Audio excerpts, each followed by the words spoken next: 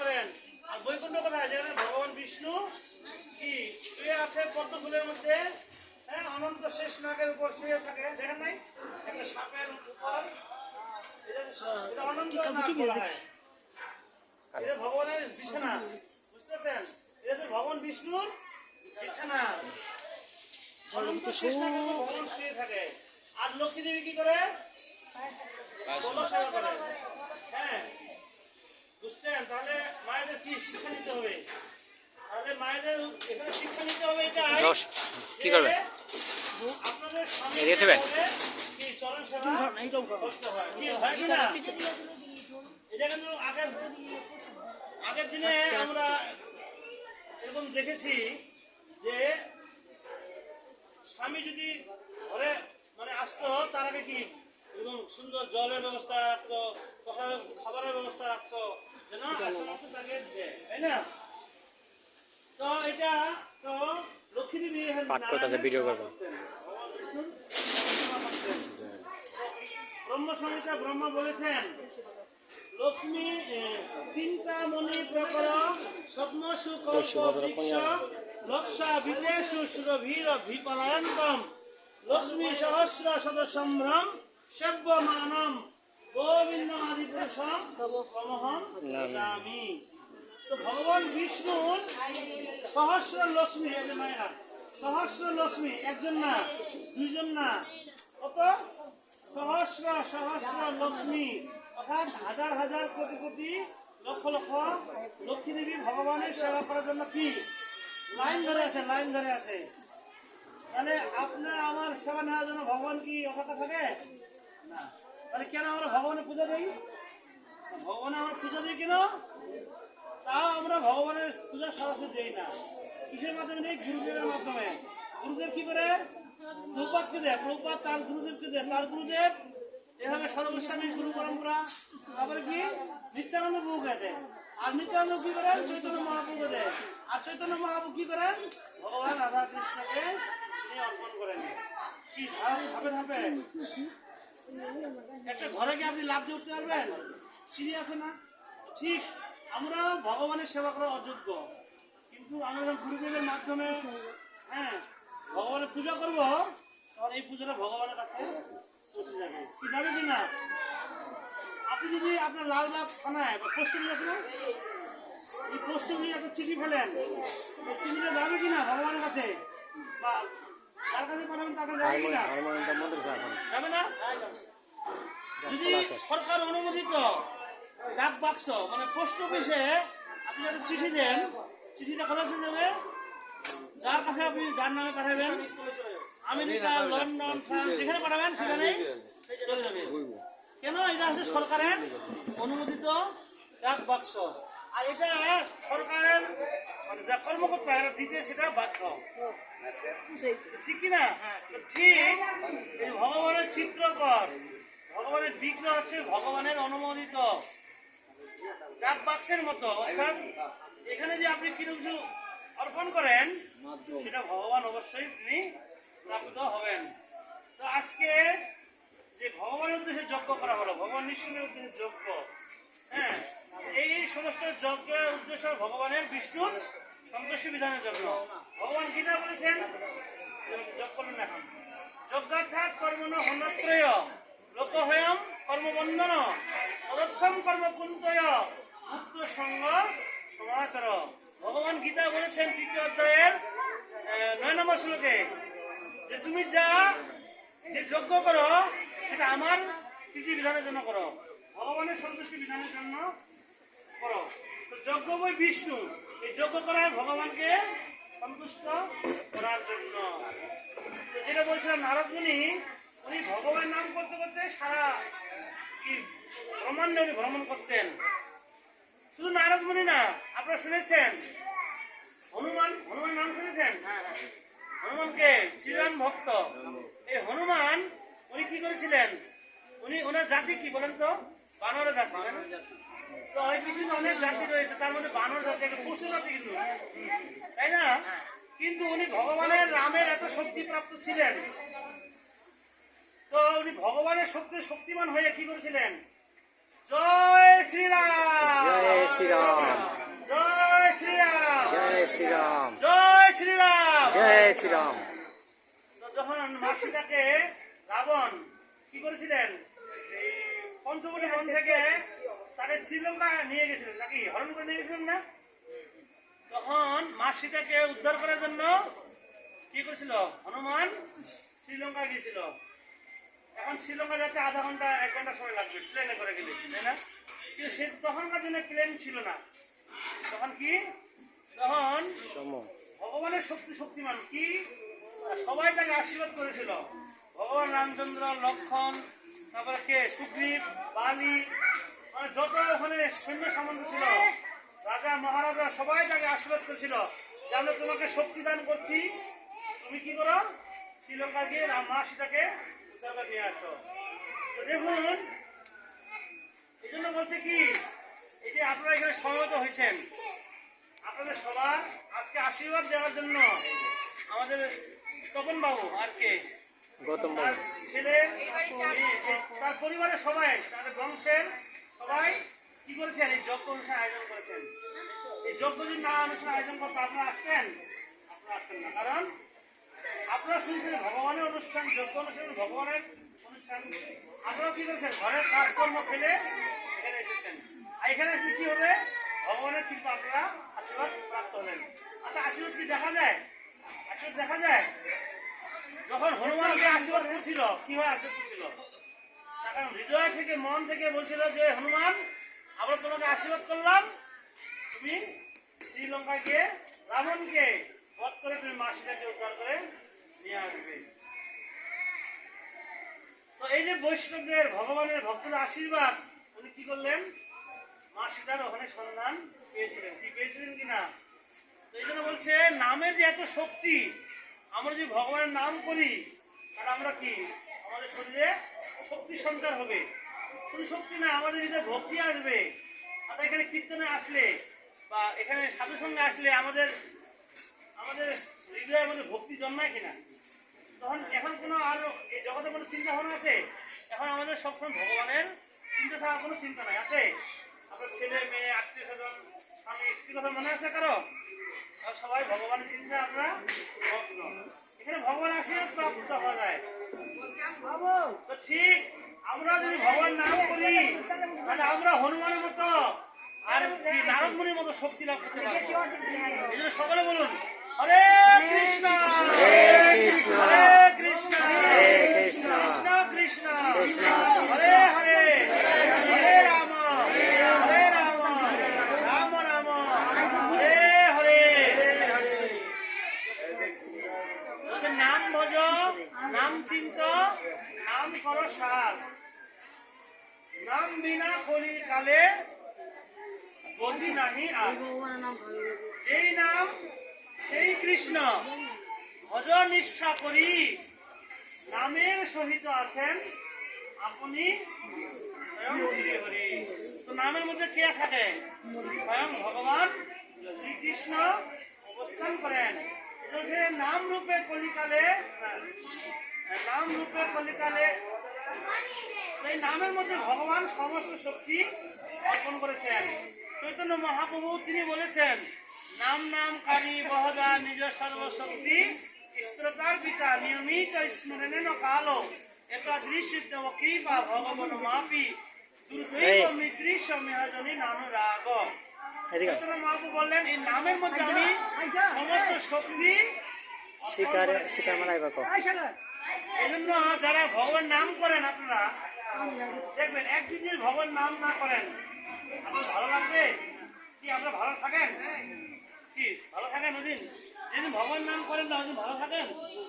ওদিন আপনাদের মনে হয় আমি কি যেন আজকে একটা হারিয়ে ফেলেছি, কি মনে হবে কি যেন আজকে হারিয়ে ফেলেছি। আপনি মনের মধ্যে একটা খুব খুব করবে, মানে মনের মধ্যে একটা ঘোরাফেরা করবে যে আপনি ভগবান নাম জপ করে নাই। তো এই জন্য আমাদের চৈতন্য মহাপ্রভু বলছেন ভগবান নাম জপ করতে। আর ভগবান নাম করলে আমরা এরকম হনুমানের মতো, নারদ মুনির মতো শক্তি লাভ করবো। হরে কৃষ্ণ। আচ্ছা, নামের কত শক্তি শুনবেন। হিরণ্যকশিপুর ছেলের নাম কি বলেন? প্রহ্লাদ মহারাজ। আচ্ছা, আচ্ছা প্রহ্লাদ মহারাজ কি নাম জপ করতো? উনি বলতো কি ওম নমো ওম নমো ভগবতে ভগবতে বাসুদেবায়। বাসুদেবায়। বিষ্ণু নাম জপ করতো। শুধু ভগবান বিষ্ণু নাম করতো আর দ্বাদশ অক্ষর আমরা যখন 16 নাম বলতে না করবো না। আর প্রহ্লাদ মহারাজ ধ্রুব মহারাজ ওরা দ্বাদশ অক্ষর বিশিষ্ট মন্ত্র জপ করতো ওম নমো ভগবতে বাসুদেবায়। এটা তো সবাই মুখস্থ আছে না? কি নাম? সজীব হাটারা পরে পরে তো কি বলছে ওম নমো ভগবতে বাসুদেবায়, মানে হে ভগবান শ্রীকৃষ্ণ বসুদেব তোমরা আমি আপনাকে আমার শাশ্বত প্রণতি নিবেদন করি। এটা বাংলাতে এটা। আর ওম নমো ভগবতে বাসুদেবায়, হে ভগবান শ্রীকৃষ্ণ হে বসুদেব তনয় অর্থাৎ বাসুদেবের পুত্র শ্রীকৃষ্ণ আমি আপনাকে আমার সশ্রদ্ধ প্রণতি নিবেদন করি। তো আমার বলি না ওম নমো ভগবতে বাসুদেবায়, মানে আমরা ভগবান শ্রীকৃষ্ণকে প্রণাম করলাম। এই জন্য হাত জোর করে বলতে হয়। আমরা যদি ওম নমো ভগবতে বাসুদেবায় তাহলে এটা খুব ভালো হবে। ওম নমো ভগবতে বাসুদেবায়। তো প্রহ্লাদ মহারাজ এই মন্ত্র জপ করেছিলেন আর তার বাবা কে হিরণ্যকশিপু কি করেছিল? তার বিরোধিতা করছে না? বলছে তোমার ভগবান কোথা থাকে, তোমার বিষ্ণু কোথা থাকে? তখন উনি তো ছোট বালক সরল হৃদয় না, যখন ছোট শিশু যখন যা বলে সত্য বলে মিথ্যা কখনো বলে না। তো উনি সরল হৃদয় বলছে কি ভগবান সর্বত্র থাকে। আপনার কাছে আমার হৃদয়ে গাছপালা পশু পাখি সবার হৃদয়ে ভগবান থাকে। তখন বলছে স্তম্ভের মধ্যে কি তোমার ভগবান আছে, মানে ঘরে পিলার থাকে না? বলছে হ্যাঁ এখানে আছে। হিরণ্যকশিপু কি করছে? তার কাছে গদা আছিল আর গদা দিয়ে একটা মারছে, তো ভাঙে নাই। তখন কি করছে? পা দিয়ে একটা লাফি মারছে। তখন সেখান থেকে কি আবির্ভূত হয়েছে? ভগবান নরসিংহের কিরকম অর্ধেক নর অর্ধেক সিংহ। সিংহ মানে বাঘ, অর্ধেক বাঘের মতো অর্ধেক মানুষের মতো। হ্যাঁ এটা হচ্ছে নর সিংহ। সিংহ হ্যাঁ সিংহ। তো এই জন্য ভগবানের নাম হচ্ছে নর সিংহ। তো কি করলেন দেখুন, ভক্তের লোক বলছে এখানে ভগবান আছে। ভক্তের কথাকে ভগবান অক্ষর অক্ষর পালন করার জন্য এখান থেকে তিনি আবির্ভূত হয়েছে। আচ্ছা ভগবান শ্রীকৃষ্ণের মায়ের নাম কি বলেন তো? ভগবান শ্রীকৃষ্ণের মা বাবার নাম কি? দেবকী আর বাসুদেব। দেবকী বাসুদেব বাসুদেব বসুদেব। বসুদেব আর যশোদা মাতা নন্দ মহারাজ। চৈতন্য মহাপ্রভুর বাবা মায়ের নাম জানেন? শশী মাতা শচী শশী মাতা মাতা। বাবার নাম জগন্নাথ মিশ্র। ভগবান রামচন্দ্রের মা বাবার নাম কি জানেন? দশরথ আর দশরথ, কৌশল্যা। রাজা দশরথ, কৈকেয়ী, কৌশল্যা, সুমিত্রা, তাই না? আচ্ছা ঋষিগণের মা বাবার নাম কি বলেন? জানেন? না এটা বোঝা তো ভগবান ঋষিগণের মা বাবা নেই। নেই, ভগবান কি স্বয়ং আবির্ভূত। আবির্ভূত হয়েছেন। মানে ভগবান ইচ্ছা করে যে কোনো জায়গায় উনি আবির্ভূত হতে পারেন। এই জন্য বলতে ভগবান ঋষিগণের মা বাবা নেই। তো রাখে কৃষ্ণ মারে কে? মারে কৃষ্ণ রাখে কে? যদি কৃষ্ণ কাউকে মারতে চায় ঢাকা মেডিকেল ডাক্তাররা বাঁচাতে পারবে? আবার যদি কৃষ্ণ তাকে বাঁচাতে চায় ডাক্তাররাও তাকে মারতে পারবে না। কি পারবে? নরসিংহদেবের মা আত্মটা বলেন। তো ভগবান নৃসিংহদেব হিরণ্যকশিপু তার ছেলে প্রহ্লাদকে কি করেছিল? হত্যা করার জন্য অনেক চেষ্টা করে নাই? তাকে আগুনের মধ্যে ফেলে দিয়েছিল, সাপের গর্তে ফেলে দিয়েছিল, তারপরে কি জলের মধ্যে ফেলে দিয়েছিল, তাকে পাগলা হাতি পায়ে দিয়েছিল। মারতে পেরেছিল? সর্পের গর্তে রেখেছিল, তাকে মারতে পারে নাই। কে রক্ষা করতে বলেন? ভগবান ভগবান বিষ্ণু, ভগবান কৃষ্ণ। আর কি তাকে বিষ খাওয়াইছিল না? বিষের মধ্যে অসাধারণের বিষ দিয়েছিল। কিন্তু ভক্তরা কি সরল মনে কি ভগবানের প্রসাদ মনে করে ভক্তি শহর পেয়েছিল, এই যে তাকে মারতে পারে নাই। এই যে আমরা তো ভগবানের প্রসাদ খাবো, হ্যাঁ, তখন কি করতে মনে মনে করতে হবে ভগবানের ভগবান বিষ্ণুদেবের প্রসাদ মনে করতে হবে। আপনি মনে করেন পেয়ারা, এটা আপেল, এটা কমলা, এটা মানে কলা, এগুলো মনে করতে আলাদা কিন্তু হবে না। কি মনে করতে হবে? ভগবানের নিমিত্ত প্রসাদ। আর ভগবানকে নিবেদন করলে কি হয়?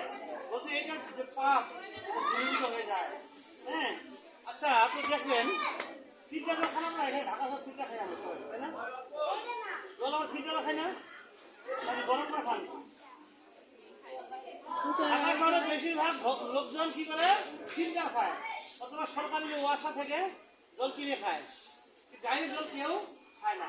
আচ্ছা আপনারা দেখবেন টেপের যে জল আর যে ফিল্টারের জল, যেগুলো পার্থক্য দেখবেন, কোনো পার্থক্য নাই।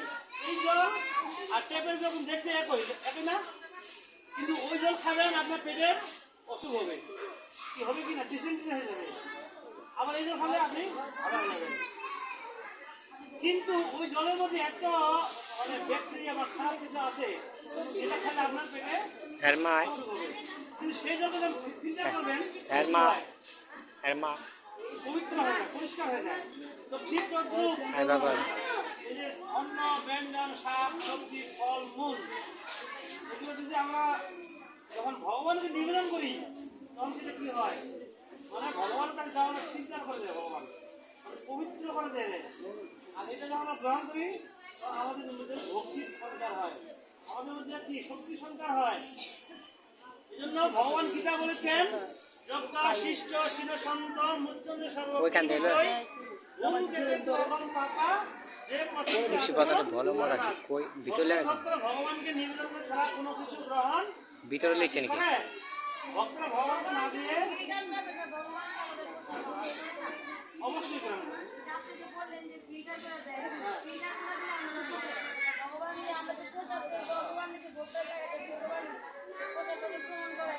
মানে ওর মধ্যে যে পাপ আছে না, এটাকে ভগবান গ্রহণ করে নেয়, পরিশুদ্ধ করে প্রকাশ করে।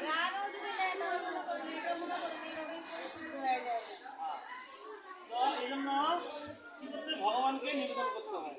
যারা ভগবানের ভক্ত, যারা কৃষ্ণ ভক্তরা ভগবানকে না দিয়ে কোনো কিছু গ্রহণ করে না, করে আর যদি কিছু গ্রহণ করে তারা কি করে? প্রতি ক্লাসে ক্লাসে হচ্ছে পাপ গ্রহণ করা হবে। হরে কৃষ্ণ। তো এই জন্য ভগবানকে নিবেদন গ্রহণ করতে হবে। তো ভগবান বিষ্ণুদেব কি করছে? তার ভক্ত প্রহ্লাদকে রক্ষা করেছিলেন। তো এই জন্য আমাদের ভগবানের ভক্ত হতে হবে, ভগবান নৃসিংহদেবকে স্মরণ করতে হবে। আর নৃসিংহদেব হলো সব থেকে কৃপালু, করুণাময়। দেখবেন যখন হিরণ্যকশিপু নৃসিংহ যুদ্ধ হয়েছিল, তখন নৃসিংহদেবকে শান্ত করতে পারে নাই। তার স্ত্রী লক্ষ্মী দেবী তাকে মারা ফলাতে দিয়েছিলেন, শান্ত হয় নাই। দেবতা ব্রহ্মা, শিব সবাই তাকে স্তুতি করছে যে ভগবান নৃসিংহদেব আপনি শান্ত হন, শান্ত হন, কিন্তু শান্ত হয় নাই। যখন প্রহ্লাদ মহারাজ একটা ভগবানের পুষ্প মাল্য নিয়ে গেছেন, ভগবান কি করছেন? তিনি শান্ত হয়ে গেছেন। তখন ভক্তের যে উপহার মাল্য আসলে ভগবান গ্রহণ করেছেন। ভগবান গীতা কি বলেছেন? পত্রং পুষ্পং ফলং ত্বং যমে ভক্তা প্রযচ্ছতি তদহং ভক্ত পরিতস্মামি প্রযত্তাত্মনা। ভগবান গীতা বলেছেন কোন ভক্ত যখন প্রীতি সহকারে ভালোবেসে পত্র মানে তুলসী পাতা, ফুল, ফল, জল অর্পণ করে, আমি তার ভক্তিপূর্ণ উপহার প্রীতি সহকারে গ্রহণ করি। তো আজকে আমরা ভগবানের জন্য কি করছি? ভগবানের পুজো আরাধনা করছি না? ভগবান সবচেয়ে প্রিয় কি? ফুল। আপনারা ভাগবত করেছেন কে কে?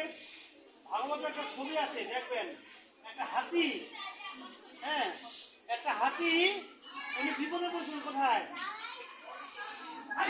সমুদ্রে গেছিলেন, তারা কি সমুদ্রে স্নান করতে গেছিলেন, তার পরিবার ছেলে মেয়ে সবাইকে নিয়ে, আত্মীয়কে নিয়ে। আপনারা যান সমুদ্র সৈকতে যান? হ্যাঁ যায়। কি লালবাগ যায় না বাবু? হ্যাঁ যায়। কক্সবাজার, তারপরে বিভিন্ন কুয়াকাটা, সীতাকুণ্ড কি জন্য যায়? স্নান করতে, আনন্দ করতে। ঠিক হাতি তার ছেলে মেয়ে এমনি দিয়ে এমনি এমনি নিবেদন করেন, এমনি করেন সেখানে গিয়ে কি হলো, বিপদ ঢাকা অবস্থায়। কি হলো, একটা কুমির তাকে আক্রমণ করলো। এই কুমির ছিল অনেক ক্ষুধার্ত, কুমির হচ্ছে আজকে আমি একটা ভালো খাবার পেয়েছি। তো কুমিরের পায়ে ধরছে, হাতির পায়ে ধরছে, ও জগন্নাথ। হাতি কিছু খাচ্ছে না। তো ভাগবত বলছে 60,000 বছর যুদ্ধ হয়েছে কুমিরের সঙ্গে। হ্যাঁ, তো এইভাবে হাতি অনেক চেষ্টা করছে, তাকে কিন্তু উদ্ধার পায় নাই। তো ভক্তরা কি করে, বিপদে বলে কাকে ডাকে বলেন তো? ভগবানকে স্মরণ করে। আমরা কিন্তু বিপদে বলে ভগবানকে ডাকি, কি ডাকি না? ডাকি কিনা? কালকে কালকে এক জায়গায় গেছিলাম, কেরানীগঞ্জে, রাজেন্দ্রপুর, আব্দুল্লাপুর। একটা হাউ মাউ করে একটা মাথা নিয়ে কান্না করতেছে। কেন না, তার নাতি ভিসা জমা দিছে, সিঙ্গাপুর যাবে, 10 লক্ষ টাকা দিয়েছে, কিন্তু সে ভিসা পাচ্ছে না, বিদেশ যেতে পারছে না। আর হাউ মাউ করে কান্না করে এসে বলছে, প্রভু আশীর্বাদ করেন, আশীর্বাদ করেন যেন নাতির ভিসাটা হয়ে যায়। মানে সে এখন বিপদে পড়ছে না, তখন সে কি করছে, সবার সাথে মানে বলতেছে যে আপনারা সবাই সাধুগণ, বৈষ্ণবগণ আশীর্বাদ করেন যেন আমার নাতির ভিসা হয়, সেজন্য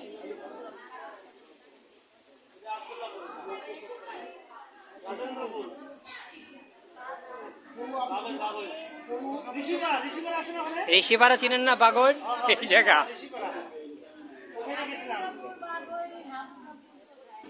তো হরে কৃষ্ণ, হরে কৃষ্ণ। তো বিপদে বলে আমরা কি ভগবানকে পালন করি। তো ঠিক এই হাতি মানে বিপদে বলে ডাকছিল ভগবানকে। তো দেখবেন ওই সমুদ্রে কি থাকে, ফুল ফুটে না, শাপলা ফুল, পদ্ম ফুল ফুটে থাকে। তো একটা কি করে শাপলা ফুল, পদ্ম ফুল উনি পেয়েছিলেন। এই ফুলটা কি করেছিলেন, ওম গোবিন্দা নমঃ বলেছিলেন। মানে যখন কিছু না থাকে তখন কি কি বলি, যে প্রভু আমি তোমাকে আমার চোখের জল দিয়ে তোমাকে আমি দান করলাম, কি বলে না, কোনো কিছু না থাকে চোখের জল আমার ভগবানকে দান করে। তো এই পদ্ম ফুল যখন ভগবান দিয়েছে, তখন ভগবান বিষ্ণু ভাবছে আমার ভক্ত ডাকছে আমাকে। তো ভগবান কি করছে, বিষ্ণু তার বিমানে করে এসে কি গরুর পাখি আছে না, এই গরুর পৃষ্ঠে চড়ে উনি মুহূর্তের মধ্যে তার কাছে এসেছেন, এই পদ্ম ফুল গ্রহণ করেছেন। হে কৃষ্ণ। তো বলছে এখান থেকে বৈকুণ্ঠ সহস্র সহস্র মানে কোটি কোটি বিলিয়ন বিলিয়ন দূর মাইল, কিন্তু ভগবানের কাছে এটা এক মুহূর্ত। আচ্ছা আমাদের মন আছে কিনা বলেন তো? আচ্ছা আপনারা কে কে আপনার মনে মনে চিন্তা করেন যে আমি এখন মনে মনে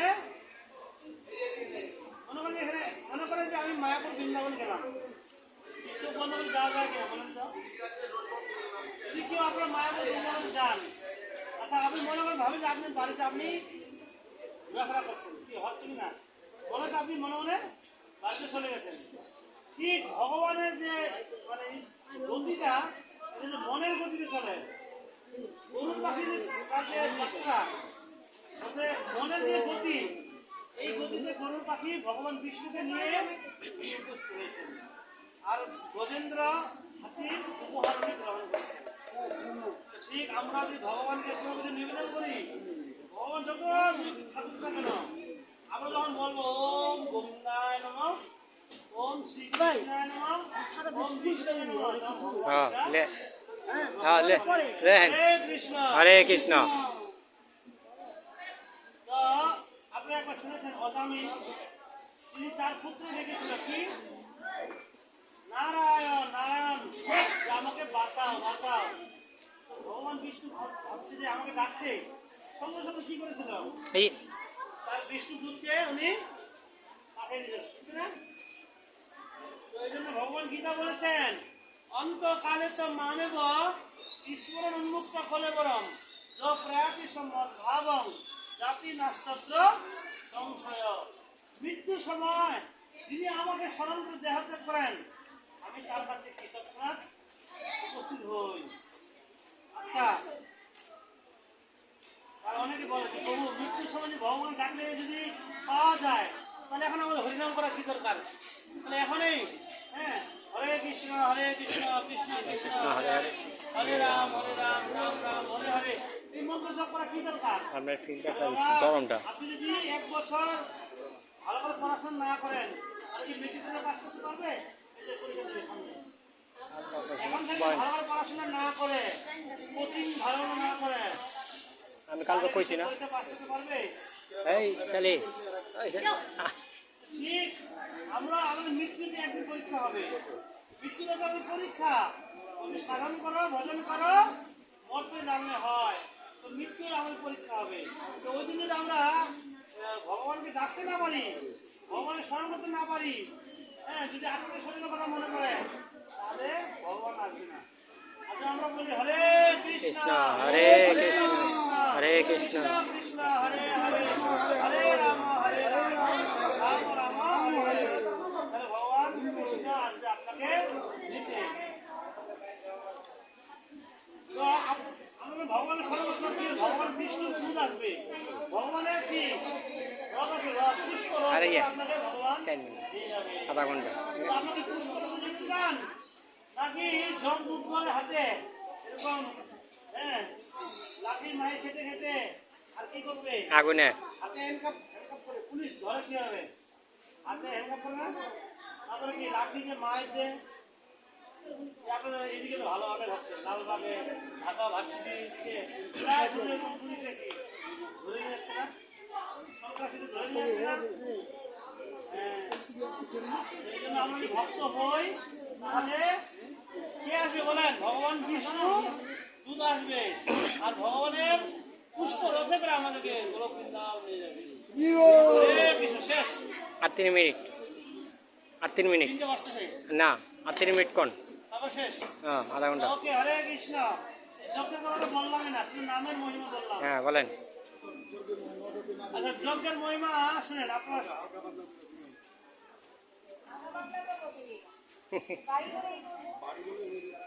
আচ্ছা, এই যজ্ঞ করার মাধ্যমে আপনারা শুনেছেন মহারাজ দশরথ, তার কোনো পুত্র সন্তান ছিল না। আপনারা শুনেছেন দশরথ মহারাজের কয়টা বিবাহ জানেন? 3টে শুধু না, শাস্ত্রে বলা হয়েছে তার সহস্র বিবাহ করছে, মানে 100 বেশি। কেন করছে এটা কারণ আছে, আবার কেন করছে এটা কারণ আছে, কিন্তু কারণটা কি শুনবেন? হরে কৃষ্ণ। হ্যাঁ বলেন প্রভু। না, তার পুত্র সন্তান ঠিক আছে, এটাও ঠিক ছিল, কিন্তু তিনি রাজা ছিলেন। তো রাজা হলে কি হয় জানেন? রাজার শত্রু বেশি। কি শত্রু বেশি কিনা? রাজার শত্রু বেশি হয়, তার বিরোধী দল থাকে, থাকে না? বিরোধী দল কি করে? তাকে পরাস্ত করে ক্ষমতা দখল করে নিতে চায়। কি যেমন বর্তমানে চলতেছে, ক্ষমতা নিয়ে খুব কত রকম ভাবলেন। নিয়ে যান গালা। থাক।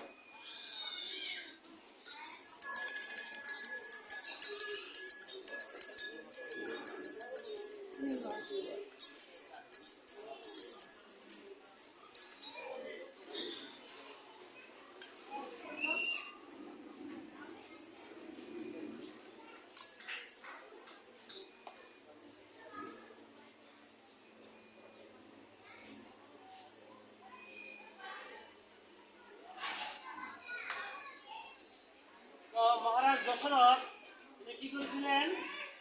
100 বেশি বিবাহ করেছিলেন। তো শাস্ত্রে বর্ণনা করা আছে যে তিনি যখন বিবাহ করেছিলেন তার কোনো সন্তান ছিল না। তো তিনি রাজা ছিলেন, এই জন্য তিনি 100 বিবাহ করতে পারছিলেন। তার কোনো সন্তান নাই। তারপরে তার মধ্যে অন্যতম ছিল কৈকেয়ী, কৌশল্যা, সুমিত্রা। এবং অযোধ্যায় কোনো বৃষ্টি ছিল না। বৃষ্টি না হলে কি হয়? শস্য ধান উৎপন্ন হবে না, তাহলে কি প্রজাগণ অনাহারে মারা যাবে। তো এই জন্য তিনি খুব মানে একটা মনে কষ্ট ছিল। তো উনি কোনো সাধু, কোনো বৈষ্ণবের মধ্যে শুনছেন, তিনি যদি কোনো যজ্ঞ অনুষ্ঠান করেন, যজ্ঞের মাধ্যমে কি হয়? ভগবান গীতা বলেছেন যজ্ঞ করার মাধ্যমে বৃষ্টি হয়, আর বৃষ্টি হওয়ার ফলে কি হয়? শস্য, ধান, গম, যব শস্য উৎপন্ন হয়। আর এই সমস্ত খেয়ে কি হয়? মানুষ ভক্তগণ বেশি বেশি থাকে। তো তার একটা কন্যা ছিল, একটি মাত্র কন্যা ছিল। কিন্তু যতই কন্যা থাকুক, যদি সন্তান একটা ছেলে না থাকে, তাহলে ওই সংসারে কি সুখ শান্তি পায় না। তো মহারাজ দশরথের এই অবস্থা হয়েছিল। তো তখনকার দিনের পরশুরাম নামে রাজা ছিল, পরশুরাম নাম শুনেছেন না? তিনি ক্ষত্রিয় নিধন করেছিলেন। এই পরশুরাম কি করেছিল, উনি এই নিক্ষত্রিয় করতে আছেন, নিক্ষত্রিয় মানে কোনো ক্ষত্রিয় থাকবে না, এরকম একটা উনি যুদ্ধ করেছিলেন। কিন্তু একটা নিয়ম ছিল, যদি কোনো যার সঙ্গে যুদ্ধ করবে, উনি যদি একটা বিবাহ করে, তাহলে তাকে কেউ আক্রমণ করতে পারবে না। তো পরশুরাম যতবার ওনাকে আক্রমণ করতে গেছে, তাকে পরাস্ত করতে গেছে, ততবারই কি হয়েছে জানেন? উনি এক রাজ্য থেকে এক কন্যাকে ধরে এনে বিবাহ যজ্ঞে উনি বসেছিল। তখন আর তাকে পরশুরাম হত্যা করতে পারবে না। কারণ একটা শুভ কার্যে যখন বসে কেউ, তখন শত্রু তাকে আক্রমণ করতে পারবে না, এটা একটা নিয়ম ছিল।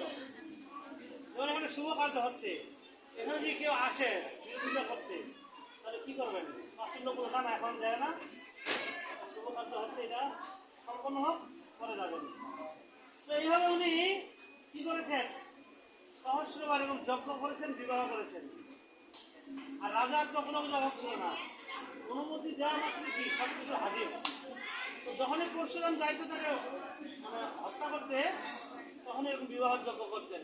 এইভাবে বলা হচ্ছে 300টা অধিক বিবাহ করতেন, 300 অধিক। আগের দিনে রাজা যখন বিবাহ করতো না, আমার ঠাকুর 3টা বিবাহ করছে। হরে কৃষ্ণ। সেই আপনাদের এলাকা আছে? রাজা ছিল না, ধনী ব্যক্তি ছিল এলাকার মধ্যে, মাতব আর কি। যাই হোক, তো এইভাবে উনি লাস্টের কজন কৌশল্যা বিবাহ করছেন, তাকে যজ্ঞ অনুষ্ঠান করেছিলেন। যজ্ঞতে কি জানেন, স্বয়ং ভগবান বিষ্ণু আবির্ভূত হয়েছিলেন। যজ্ঞের ফল বিষ্ণু দান করেছিলেন। যজ্ঞের ফল পায়েস উৎপন্ন হয়েছিল, পায়েস। এই বিষ্ণু কি করেছিল, কৌশল্যা কৈকি সুমিত্রাকে প্রদান করেছিলেন। তো কৈকির গর্ভে কি হয়েছিল, এই যজ্ঞের প্রসাদ খাওয়ার মাধ্যমে কি হয়েছিল, কৌশল্যার গর্ভে ভগবান রামচন্দ্র আবির্ভূত হয়েছিল। আর কৈকির গর্ভে কি হয়েছিল, ভরত মহারাজ। আর সুমিত্রার গর্ভে কি হয়েছিল, তিনি 2বার মিষ্টান্ন প্রসাদ খেয়েছিলেন, এই জন্য তার গর্ভে 2 সন্তান হয়েছিল, লক্ষণ এবং শত্রুঘ্ন। যখন রাজার এবং সন্তান হয়, ঠিক যথাসময়ে যখন সন্তান হয়েছিল, তখন রাজার মনে খুব আনন্দ হয়েছিল। আর আনন্দে কি করেছিল, এরকম উনি সাধু বৈশ্য সেবা করেছিল। হরে কৃষ্ণ। যদি কোনো মায়ের সন্তান না থাকে, এগুলি সন্তান লাভ করলে কি করবে, গ্রামবাসীকে খাওয়ায় না, ভোজন দেয় না, বৈশ্য সেবা ভোজন করায়। তো মহারাজ দশরথ কি করলেন, উনি একটা বিশাল একটা ভোজনের আয়োজন করেছিলেন। হরে কৃষ্ণ। এই জন্য এই বৈদিক যজ্ঞ অনুষ্ঠান করার মাধ্যমে ভগবান গীতা বলেছেন, যজ্ঞ অনুষ্ঠান করার মাধ্যমে আপনার যে ইচ্ছা আকাঙ্ক্ষা, আপনার যে ভগবান প্রার্থনা, সেটা ভগবান আপনাদের প্রদান করবে। হরে কৃষ্ণ। শুধু তাই নয়, আমরা ভাগবত পড়লে জানতে পারবেন, রাজা চিত্রকেতু ওনার কোনো সন্তান ছিল না। ভাগবত পড়ছেন আপনারা? এই চিত্রকেতু উনি 1 কোটি বিবাহ করেছিলেন, 1 কোটি, শুধু একটি সন্তানের জন্য। তো উনি যজ্ঞ করার মাধ্যমে একটা সন্তান লাভ করেছিলেন। তো যখন সন্তান হয়েছিল, আমি সংক্ষিপ্ত বলছি, তো দেখবেন 1 কোটি তার স্ত্রী যখন থাকে, তার যে বড় স্ত্রী রানী, বড় রানীকে যজ্ঞের প্রসাদ খাওয়াইছিলেন। যজ্ঞের খাওয়া কি হয়েছিল,